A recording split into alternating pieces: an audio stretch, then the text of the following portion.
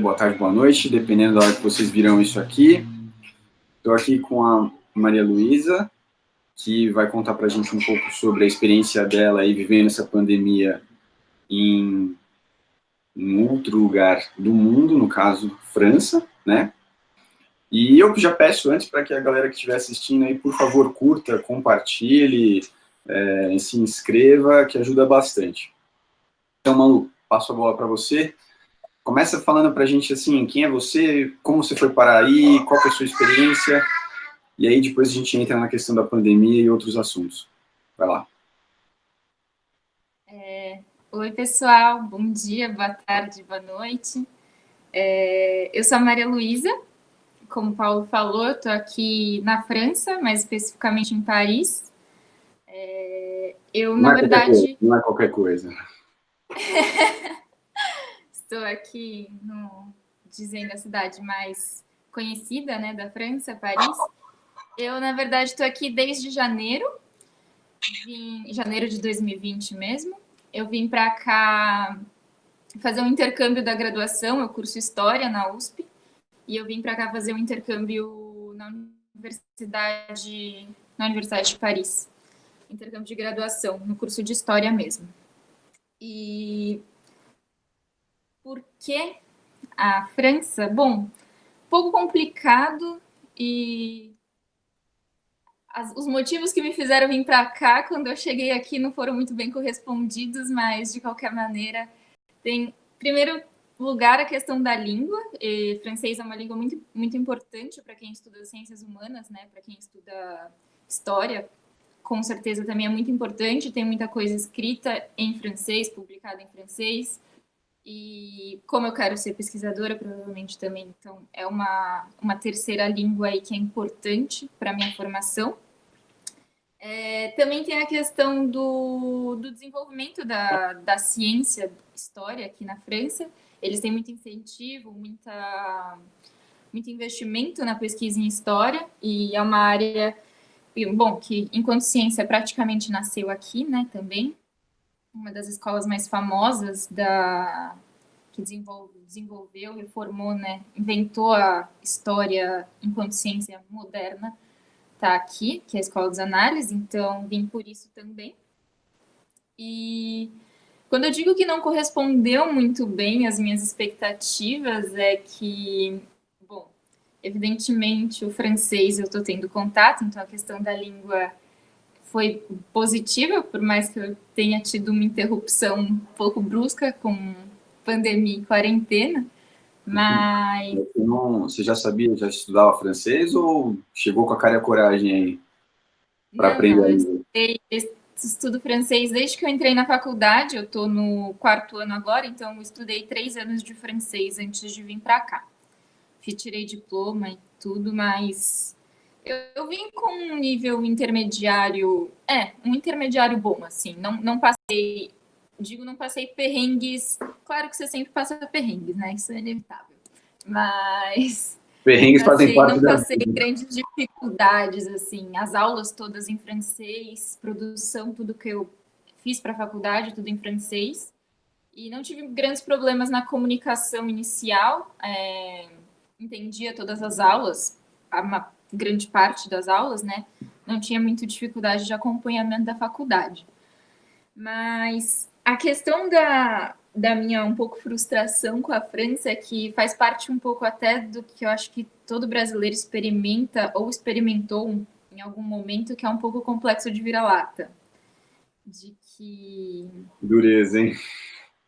Te enche os olhos, né? Você vê um país, o dito país desenvolvido, né? País de primeiro mundo.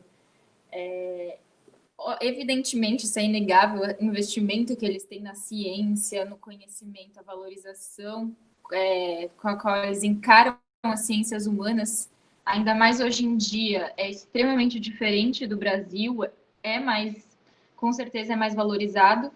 Mas, e aí eu acabei vindo para cá com a ideia de que eu teria contato um pouco com a nata da intelectualidade das ciências humanas, eu diria. E até que a gente vê os modernistas, todos brasileiros, da década de 20, vindo para cá, estudar em Paris, expor em Paris, e produzir, se inspirar em não sei o que em Paris. E eu vim um pouco com esse conto de fadas na minha cabeça, eu diria, mas quando eu cheguei aqui, cara, a faculdade é bem pior do que a USP, assim. As Eu fadas do reconheço. é isso? Pois é, então, a faculdade é bem. Putz, a grade de aulas é pior, as aulas são piores, tipo, eu não sei nem o nível de exigência, o nível do conteúdo que é exposto é muito mais fraco, eu diria, que a USP. Nossa, que comentário surpreendente esse. É um pouco ousado, eu diria, né?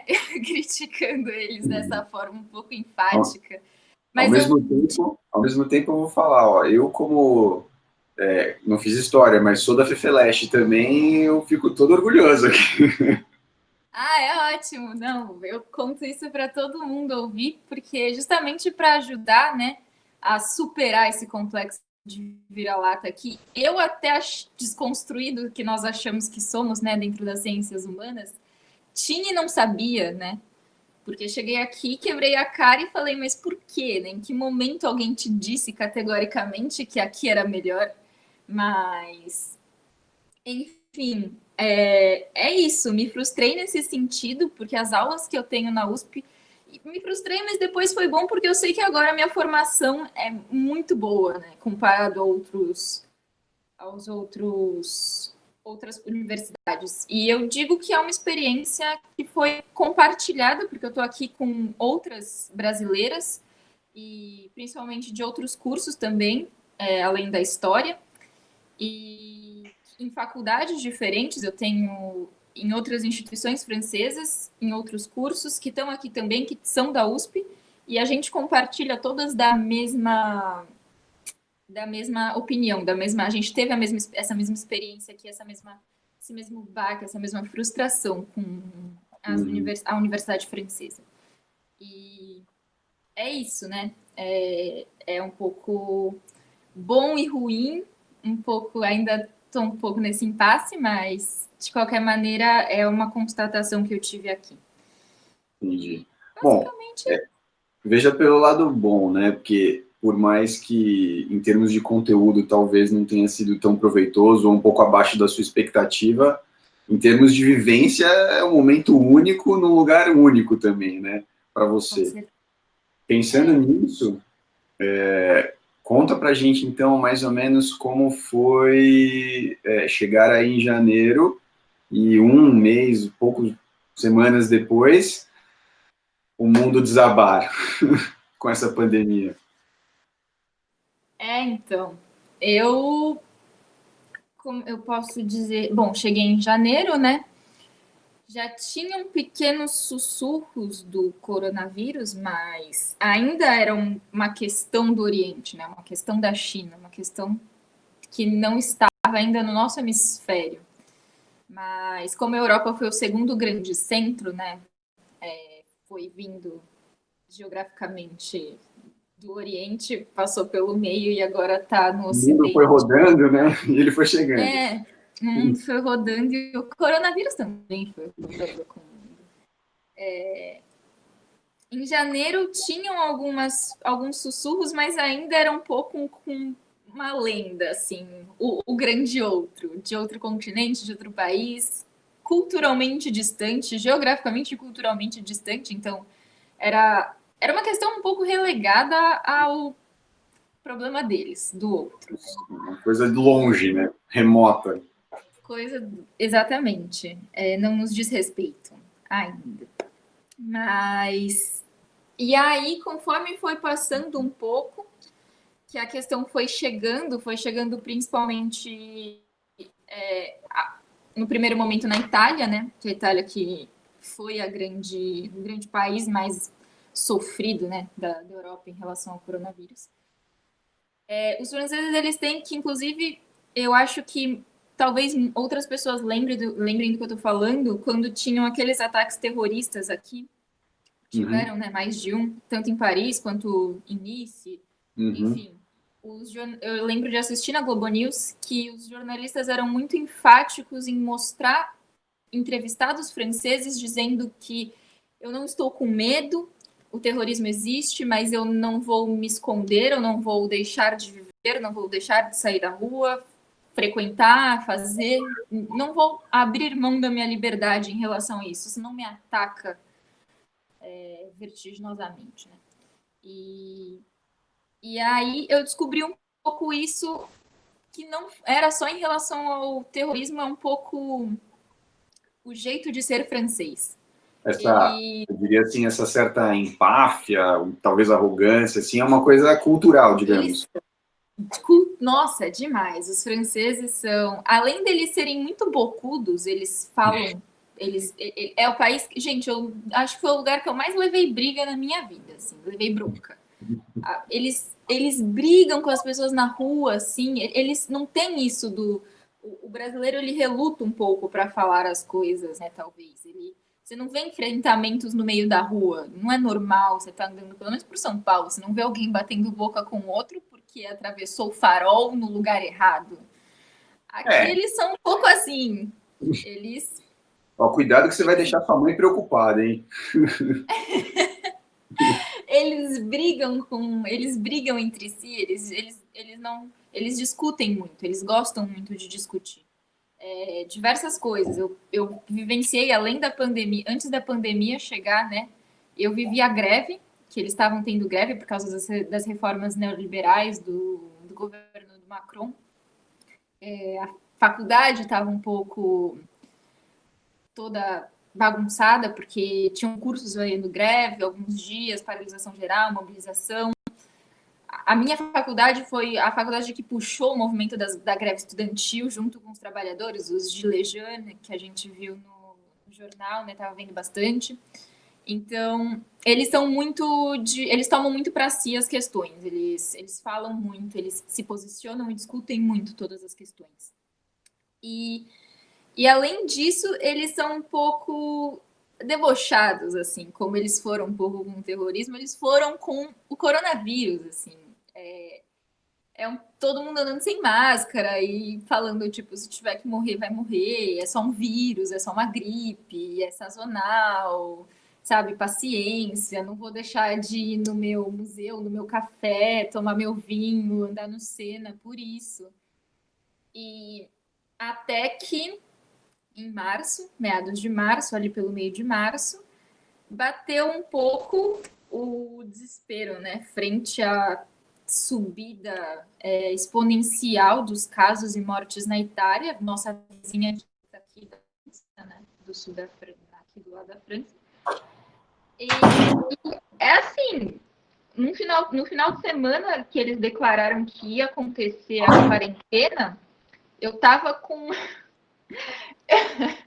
eu tava com horário marcado para visitar o Louvre. Todo mundo na rua. Foi um pouco de surpresa, eu diria. A gente não estava. Não foi uma decisão tomada aos poucos, colocada aos poucos. Não teve isso de tipo restringir horário, restringir. Não houve um plano prévio, assim, etapas, foi assim, de repente. Na quarentena foi uma questão um pouco emergencial mesmo. Eles levaram um susto tanto com a Itália quanto com os números aqui, porque a quarentena, tanto que demorou muito tempo dentro da. A gente ficou 55 dias confinados e durante a quarentena, nos primeiros dias, eu diria os primeiros 30 dias, os números não paravam de subir. Já em lockdown, né? A gente ficava até um pouco desesperado, né? Tipo, tá todo mundo em casa, porque isso é uma diferença muito forte que eu vejo do que aconteceu aqui em Paris, aqui na França, totalmente oposto ao que aconteceu no Brasil. A gente teve uma quarentena que foi mais caracterizada como lockdown, porque de fato você precisava de uma atestação, você precisava de um papel, podia ser impresso ou redigido à mão.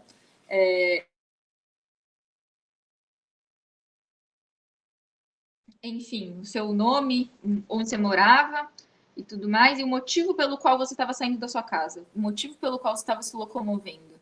E assinado, datado e com horário, porque você não podia passar muitas horas fora de casa. E tinha fiscalização na rua, a polícia podia parar você, pedir sua atestação, e foram aplicadas muitas multas em cima disso. A multa começou com um valor relativamente baixo, talvez abaixo da casa dos 100 euros, e foi subindo cada vez mais. Terminou a mais de 100 euros, quase 200, eu diria. Nossa, mas fazendo a conversão não é uma multa irrisória, né? Não, não é. Mesmo para eles aqui, não é pouco dinheiro, né? Porque Tá. fazendo a conversão fica muito absurdo, mas é porque também eu cheguei, para você imaginar, eu cheguei pagando o euro a 4,80, agora eu tô pagando 6 reais. Mas, nossa. Outra surpresa, muitas surpresas desagradáveis nesses Provavelmente vai aumentar. Vai continuar Ai, subindo. Jesus. Eu tenho medo. Uma coisa, você falou que o pessoal saía com uma espécie de papel ali, de termo e tudo mais, mas era obrigatório o uso de máscaras, tinha testes nas ruas, testes para saber se tinha se contaminado com a Covid ou não? Então, as máscaras, elas nunca foram e não estão sendo ainda, não são obrigatórias. Mesmo porque, durante a quarentena, eu saía para ir ao mercado, evidentemente, eu precisava reabastecer, né, minhas coisas para comer, e tudo fechado, né, só os mercados e farmácias abertos, além de todo mundo estar em lockdown, o comércio foi todo fechado, centros culturais, atividades culturais todas fechadas, parques, etc. E eu fui mais de uma vez à farmácia durante a quarentena e todas as farmácias que eu fui, mais de uma, passei em pelo menos umas 3 ou 4 farmácias, todas tinham escrito na porta, não temos máscara.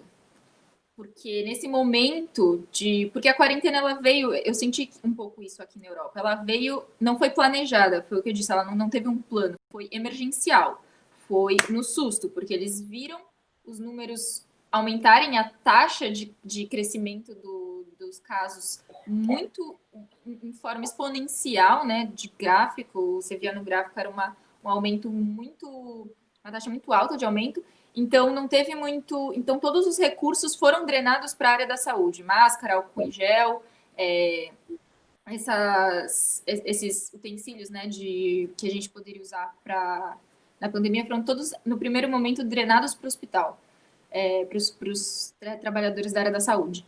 Então, as máscaras não tinham nem como ser obrigatórias, porque não tinha disponibilidade para todo mundo. Então, nesse primeiro momento da quarentena, a gente ficou sem máscara, tinha álcool em gel, eles conseguiram repor esse estoque relativamente rápido, mas as máscaras ficaram em falta. Hoje em dia, pós-quarentena, as máscaras têm pontos de distribuição nas ruas, eu até ganhei um pacotinho de 10 máscaras, como é que fala? Não reutilizáveis, descartáveis, né? E eu comprei uma outra de pano reutilizável. Uhum. E aí, pós-quarentena, existe disponibilidade de máscara. O governo, ainda hoje, os ministros fizeram uma declaração em rede nacional, continua não sendo obrigatório, mas muitos dos estabelecimentos que reabriram, né, lojas no geral reabriram, cafés e restaurantes permanecem fechados, você pode só pegar a comida para levar embora, né? Você pega na porta e leva embora, ou delivery. Para consumir em casa, né? Exatamente. Mas os estabelecimentos estão abertos, como mercados, farmácias e as lojas, né? Lojas de roupa, enfim, lojas no geral. Precisa estar escrito na porta, uso de máscara é imprescindível para entrar no estabelecimento. E tem absolutamente todas as lojas que eu vi tem álcool em gel na porta para você, e é obrigatório. Tem normalmente um segurança monitorando isso. E escolas e universidades? Universidades, o governo o Macron já disse durante a quarentena que não reabririam até setembro, que é quando volta o ano letivo deles, né? Porque agora são as férias de fim de ano escolar deles, estão no meio do ano, né? Porque é as férias de verão. Então, só volta em setembro. As escolas estão reabrindo aos poucos. Tem escolas que está um pouco... não é a decisão nacional é que podem reabrir, mas determinadas áreas, as micro-áreas do país estão escolhendo se abrem ou não reabrem. Aqui em Paris, elas ainda estão fechadas porque Paris bom, a maior cidade é um núcleo muito alto é um núcleo forte de contaminação e de casos. Então, eles estão Cidade segurando, as turística, escolas né? ainda não estão todas reabertas. É uma cidade turística, né? Um fluxo de gente de várias partes do mundo, então... E mexe ainda com os chamados vetores, né? Que somos as crianças, principalmente, nós jovens, né? Nós somos os vetores, então eles querem conter isso. Mas, o que mais que eu ia dizer? E durante a quarentena, minhas atividades, né? Eu diria que foram 55 dias, não foi fácil, mas a faculdade ela não adotou sistematicamente o modelo EAD, mesmo porque o nosso semestre começou em janeiro, então aqui isso aconteceu um pouco da metade para o final do semestre, quando já eu entrar os trabalhos finais, provas, etc. Então, relativamente, a gente perdeu tempo, eu diria um mês e meio de aula, mas não perdeu o semestre vitalmente, né? Então, eles não escolheram, não optaram pelo EAD, mas a gente tinha trabalhos para entregar e para fazer durante a quarentena. Eu fechei o semestre durante a quarentena. Virou um estudo, assim, autodidata, mais ou menos, com alguma Foi orientação. autodidata, porque eles passavam os trabalhos, então, a partir do que a gente tinha estudado nos meses precedentes, né, 2, 3 meses de aula, a gente mobilizaria esse conhecimento para entregar os trabalhos mesmo. Então, eu diria que não foi totalmente prejudicado, assim. Foi diferente do que está acontecendo no Brasil, né? Que meus amigos, por exemplo, da USP, que estão na FUVEST, na USP no geral, nem começaram, né, o semestre. Eles tiveram uma semana de aula e aconteceu a quarentena, né? Então... Me fala uma coisa, como que você chega a acompanhar, né, você falou que do pronunciamento de hoje e tal, você acompanha bastante aí a mídia local, né? Que canais que meios, né, você utiliza para isso? E já aproveito, já lanço aí como que o Brasil aparece. Até porque, né, o Brasil histórico, né, do nosso presidente aqui com o presidente daí não é muito bom nos últimos tempos. a França é o novo polo comunista do mundo. Macron, né? Logo o Macron, o liberal que era, enfrentando greves contra as reformas neoliberais deles. Mas eu diria que, assim, o posicionamento do Macron foi muito, fazendo esse adendo, foi muito digno, né? Eu não sei se vocês ficaram sabendo, né? Como eu tô aqui, bom, tô em contato, né? Porque é a minha realidade. Ele parou esses projetos de lei do Senado, no Congresso, ele mandou para tudo, não está em discussão isso mais. E ele até... Para o combate à pandemia. Sim, é isso, né? Ele teve a dignidade política de concentrar as forças, tarefas todas do país, né? Seja da área da saúde, da área da política, para o combate ao coronavírus, à epidemia, né? Aqui. E ele chegou até a, por exemplo, diria que não mais do que a obrigação dele, mas ele cancelou as dívidas todas, as dívidas atuais da África com a França, do continente africano com a França. Ele suspendeu todas as dívidas para que as forças econômicas e políticas dos outros países, no caso a África, a contingente africana, se concentrassem também a contenção da pandemia. E foi um gesto, bom, diria adequado de um líder político. Né? Talvez a gente esteja estabelecendo aquela diferença entre a pessoa que ocupa um cargo de liderança e a pessoa que, ocupando ou não, é um líder, né? Você falou da dignidade política, né? Passa por aí. Então, né? Inclusive, entrando já no assunto que você propôs agora, aqui na França, eu tenho maior contato com as mídias escritas, né? Com online, no caso os jornais, a imprensa escrita. Eu diria que eu tenho ali contato com o Le Monde, que é internacional, né? A gente tem no Brasil, e o Le Parisien, que é o segundo outro grande jornal da França. Uhum. E Cara, eles são muito enfáticos. Acho que de cara o que eu ressaltaria é que eles são muito enfáticos, eles não hesitam em nenhum momento. Todas as matérias que eu li a respeito do Brasil nas mídias francesas, eles não hesitam em colocar o Bolsonaro enquanto presidente de extrema-direita. Eles usam o termo, né? A extrema-direita, extreme droite. Como eles categorizam a Le Pen, por exemplo. Né? Certo. Então, eles não hesitam em colocá-lo nessa condição. Nesse rótulo. Extrema-direita, exatamente. Isso eu acho eu acho legal, né? Porque no Brasil não é. Aqui são as grandes mídias, né? As mídias, eu diria até as mídias liberais, né? O Le Monde e o Le Parisien.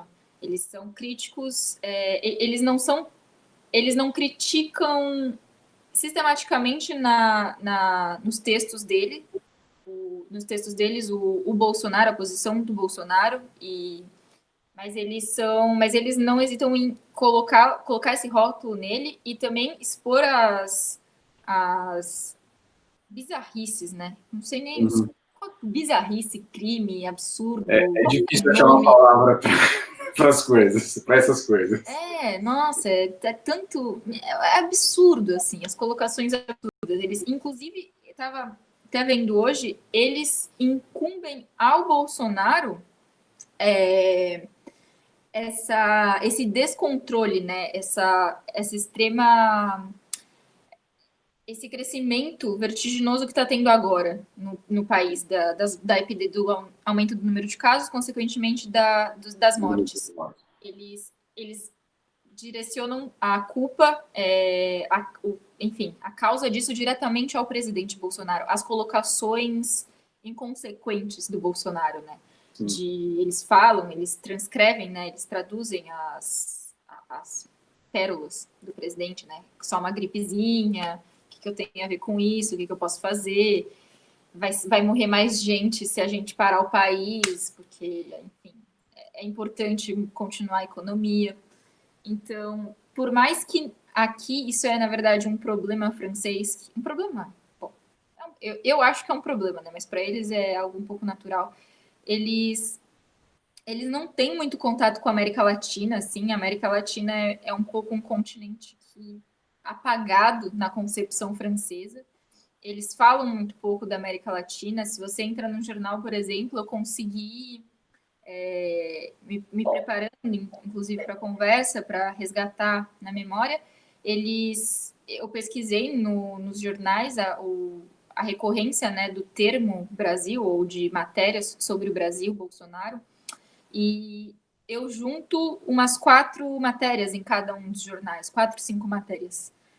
E elas vêm justamente de um período mais contemporâneo, justamente por esse crescimento absurdo dos casos e pelo Brasil ter se tornado o segundo país mais atingido pela pandemia, né? Pelo coronavírus. E eles também atribuem... Tá rumo ao topo, né? Só perde para os Estados Unidos, mas diria que talvez é uma questão de tempo, né? Porque infelizmente não existe política, não existe esforço concreto do país para, enfim, segurar esse avanço que está tendo. Então, eles vêm na América Latina, eles até colocam a tríade, né? Brasil, Chile e Peru, são os 3 países que agora estão com taxas de aumento de caso muito alta. Então, agora eles estão voltando a atenção um pouco mais para o Brasil. Mas, mesmo assim, são poucas as matérias. Eu consegui reunir umas 4, 5, aproximadamente. Então, não é enfim, não é um tema, não é um lugar do qual eles tratam muito aqui. Agora, me diz, então, como está sendo para você, né, de acordo com o que você acompanha daqui do Brasil, como é que está sendo ver de fora? O que você tem achado? Tem ficado mais ou menos preocupada? Como é que está isso? Ai, cara, desde a quarentena, eu tenho amigas brasileiras, né, como eu falei aqui, na mesma condição que eu, intercambistas, e, cara, desde a quarentena, a gente já se preocupa mais, eu diria, mais com o Brasil do que com a gente aqui, né? Porque, bom, como o problema chegou na Europa antes aí na América Latina, eu recebia várias mensagens, várias ligações, enfim, preocupados, né? Parentes, amigos preocupados do Brasil. E eu falava, cara, e eu discutia com as minhas amigas que estavam passando pela mesma situação, né? Recebendo essa atenção, eu ficava, cara, é impressionante, porque eu tenho a sensação de que eu tenho que estar mais preocupada com eles no Brasil do que eles comigo aqui, porque, querendo ou não, eu tenho um sistema público de saúde francês, né, que me atenderia. Inclusive, eu moro dentro de um hospital, eu estou acompanhando, eu divido Nossa, sério? parede com eles estão aqui do outro lado da rua, os pacientes internados na urgência, né, enfim, do hospital. É um dos maiores hospitais aqui da França. Mas eu tenho a sensação, eu tenho um governo, tipo, eu estou sob o jugo de um governo, né, o governo francês agora, que realmente está levando muito a sério isso. O Macron, ele, o tempo inteiro, em todos os pronunciamentos que ele teve, desde a época que ele falou que ocorreria a quarentena até hoje, ele é muito enfático, ele é muito firme na posição que ele adota, ele traz sempre essa bagagem que ele tem, enfim, esse arcabouço que ele tem em volta dele, dos cientistas, dos médicos, de uma equipe da saúde que está coordenando o projeto político de combate à pandemia. Ele é muito incisivo, inclusive com os próprios franceses. Ele fala, vocês têm que ter ele fala categoricamente, vocês têm que ter empatia, né, por causa da quarentena, né? Tenham empatia, não saiam de casa, não sejam irresponsáveis, não subjuguem esse vírus e esse problema que a gente está enfrentando. Porque se fosse algo simples, a gente não tinha essa quantidade de mortos, essa quantidade de infectados, enfim, zelem pelas pessoas próximas a vocês e também tenham consideração com as pessoas da saúde que estão colocando a vida em risco para solucionar essa questão. Então, tenham empatia. Ele batia muito nessa tecla. Então, eu estava relativamente... Óbvio que altos e baixos, né, da quarentena, que faz coisas doidas com a nossa cabeça, mas eu no fundo, tinha uma certa tranquilidade por estar passando por isso aqui, né? Por mais que não fosse evidente num primeiro momento, eu fiquei um pouco, enfim, desesperada, né? Tipo, putz, quarentena, ainda sozinha, longe de casa, etc. Mas se tornou, na verdade, uma tranquilidade, porque a questão estava sendo tratada com muita seriedade e muito compromisso. A diferença talvez é o quanto aí, né, no caso, você pode confiar nas lideranças políticas, né? E isso faz muita diferença. Então, e as autoridades políticas, elas deixaram muito, os ministros, enfim, do governo, deixaram muito claro que qual era o objetivo, qual era o foco político inteiro do governo agora, e, enfim, isso me deu uma tranquilidade. Eu estava desde a quarentena aqui, que aconteceu no meio de março, até agora, dia 11 de maio, que a gente saiu da quarentena, né, tô fora da quarentena desde o dia 11 de maio, eu já estava preocupada com o Brasil, porque eu falei, a gente falava, né, o sistema de saúde público brasileiro, enfim, no geral, ele é extremamente sucateado, né, ele é uma iniciativa ótima, o SUS, ele é importantíssimo e deve ser defendido, mas ele não tem investimento, ele não tem um suporte, enfim, financeiro, político que deveria ter, então a chance de superlotar, enfim, de não aguentar, de não suportar lidar com a situação, e a gente sabe do lado de quem estoura mais rápido, né? Do lado mais fraco. Se você defender muito o SUS, você pode cair, hein? Caíram 2 ministros da saúde já está aí mais de 10 ministros, então... Inclusive os jornais franceses são muito, eles batem muito nessa tecla, né, de o quão o Bolsonaro faz um desfavor à pandemia e ao povo brasileiro quando ele carrega, ele drena toda a atenção e toda a força política, midiática, social justamente para essa crise política que ele, enfim, gera uma atrás da outra, não só em relação ao coronavírus, mas em relação ao vídeo da reunião escabrosa com os ministros dele. Enfim, Aí também eles entra, falam disso. nesse ponto eu vou dizer que entra um pouco também da diferença que a mídia daqui tem, né? Porque a mídia daqui, a grande mídia, digamos assim, né? Os mais poderosos nesse campo, eles têm certa responsabilidade por Bolsonaro estar aí, né? Então, teve uma entrevista do William Bonner recentemente com o Pedro Bial lá, que ele fala, nossa, as pessoas que me agridem hoje, há 2, 3 anos, me aplaudiam. Pois é, né? Então, o que será, né? Eu acho que essa frase dele resume o que é o que eles construíram, de certa forma, né? Então... o monstro que eles ajudaram a criar, né? E é complicadíssimo, né? Então, desde sempre eu tenho essa relação um pouco de medo porque é isso, eu sinto um pouco de desespero em relação, porque querendo ou não, as pessoas que eu amo, as pessoas com as quais eu me importo, estão no Brasil, né? É um país que eu até estava lendo aqui, infelizmente eu não consegui ler a reportagem toda, porque era para assinante só do jornal, mas eles falavam das pessoas que já morreram, ou quem vai morrer ainda devido ao coronavírus no Brasil, são as pessoas mais pobres, são as pessoas que dependem do sistema mais vulneráveis, né? Exatamente, as mais vulneráveis, as menos assistidas. Então, é complicado, né? Qualquer um que tem o mínimo de, eu diria, empatia, consciência social, enfim, dá um desespero, né? Dá uma tristeza, dá uma impotência, porque é algo que literalmente que está na moda, né? As ações individuais, a conscientização, essa pira do individual, né? Do individualismo. Uhum. Não existe ação individual que seja capaz de combater, conter, melhorar uma pandemia, né? Então, não existe nada que individualmente a gente possa fazer que vença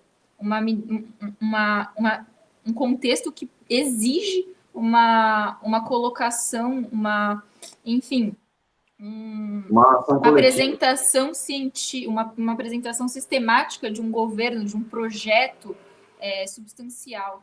Então, é isso, né? Me dá um pouco de falta chão sob os pés. É difícil, viu? Mas o legal é que você fez coro aí a que a maioria das pessoas com quem eu já conversei fala, né? A insegurança é muito maior em relação ao Brasil e em quem está no Brasil. O descalabro, digamos assim, né? É difícil encontrar palavras para definir o nosso governo federal. E o quanto é complicado, né, digamos assim, ver isso tudo de fora e poder fazer pouco, né? É complicadíssimo. É complicadíssimo. Eu tento conversar, né, a partir das instruções que a gente recebe aqui do governo francês, em posicionamento certo e científico em relação à pandemia. Eu tento conversar, eu tento falar com as pessoas que eu conheço, as orientações que eu recebo, mas até que ponto isso é eficaz, né? Até que ponto isso faz uma diferença substancial em todo o contexto, na situação. É complicado. E essa é a ideia da nossa conversa aqui, né? Trazer um pouco de luz e de possibilidades de outros olhares aí. Não, com certeza. Além de, né, ter aquele desespero também na gente ter que confiar e depender do Dória, né, gente? Que isso, que é gente de São Paulo, né? Gente, a gente tá. Gente, eu tenho medo um pouco de apostar no Dória, né? Tipo, porra, eu tenho que apostar todas as fichas no Dória. Enfim. É isso, né? Complicado. Uma situação bastante complicada. Bom, obrigado, Malu. Espero que tenha sido proveitoso para quem assistir. E só tenho a agradecer aí a dedicação e a disposição para falar com a gente do Literatura Cotidiana. E Espero que o pessoal goste, tá bom? Imagina, obrigada obrigada a todos que assistirem, e, enfim, pelo convite, espero que vocês gostem, e super força aí para esse projeto incrível que vocês estão criando. Boa sorte para nós, valeu!